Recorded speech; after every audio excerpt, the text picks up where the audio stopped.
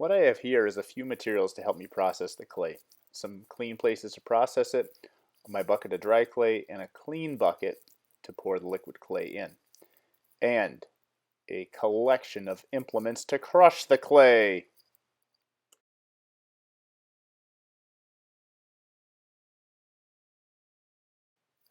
Now maybe you're not lucky like me to be able to have some helpers and you're doing this all by yourself, but you're working on a much smaller scale. I have about 25 pounds to process all by myself. Look at my kids just sit there doing nothing. This is exhausting. You know what? I am going to get them involved. They will like these implements. Look at, yeah, the little one goes straight for the big mallet. So what we need to do is we need to crush this clay up so that it's ready to go and it will absorb the water faster. Yeah, look at them go. Youth always wins. You know what? While they're working, I think I'll sit back and relax. Ah, I'm working real hard just sitting here watching you work. Whew, this is really, really good work. Great job, guys. It's hard to find good help these days, but they did all right.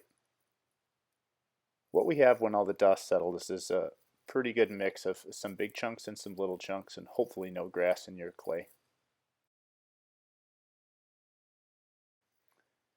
Now that we have the clay all broken up, we need to add some water. As you can see, I have my little helper here adding some water from our faucet outside. He's not so keen on how to operate the faucet, but righty-tighty, lefty-loosey. Now we're processing this outside, so we have to carry it from the hose or from our faucet over to where we've been processing this, and he's really having a rough time. Oh boy, is he going to make it actually to his destination with any water left in? Whoops. Better luck next time.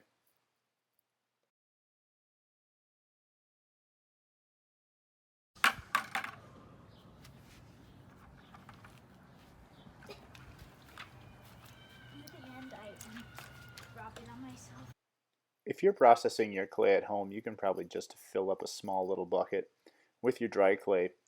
Run some water underneath the hose, but we're working outside and we're probably processing about 20 pounds of clay.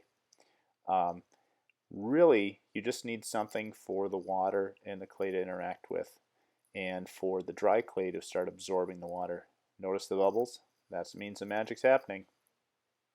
Now I did say that we're going to go ahead and use the drill to speed things up. Yeah, now we're cooking with gas. Oliver is using a Jiffy mixer, but we can just let that hang out. As you can see, we have a pretty good consistency, kind of thick milk, but we're going to let it sit for a little bit longer. So I waited 1 hour and I ran that pretty slow.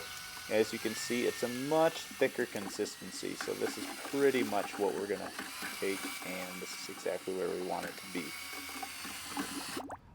Now if you're at home, the steps are going to be pretty similar, but we need to get the clay out of the bucket and into something to dry. So when I'm at home and I'm thinking, what do I need? What do I need? Ooh, I have an extra shirt.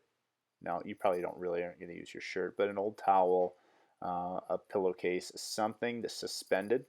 So what I'm doing is I'm putting a bungee cord around to hold my shirt in place, and this means my shirt won't fall in, and any like really thin water will just go right through the shirt, but the clay will sit right on the surface. Now that my clay has been thoroughly mixed up, my shirt is in place, I'm going to go ahead and pour the clay right into the bucket. Now you could pick a different bucket. Like I said, you could actually put this outside on a sunny day, but just check on it. With 2 pounds, it should dry pretty quickly. You might need to take it out and kind of knead it and wedge it a little bit. There may be still some light inconsistencies, but I'm going to go ahead and fill up my bucket, and I'm just going to leave this out. I'll probably check on it in a couple days.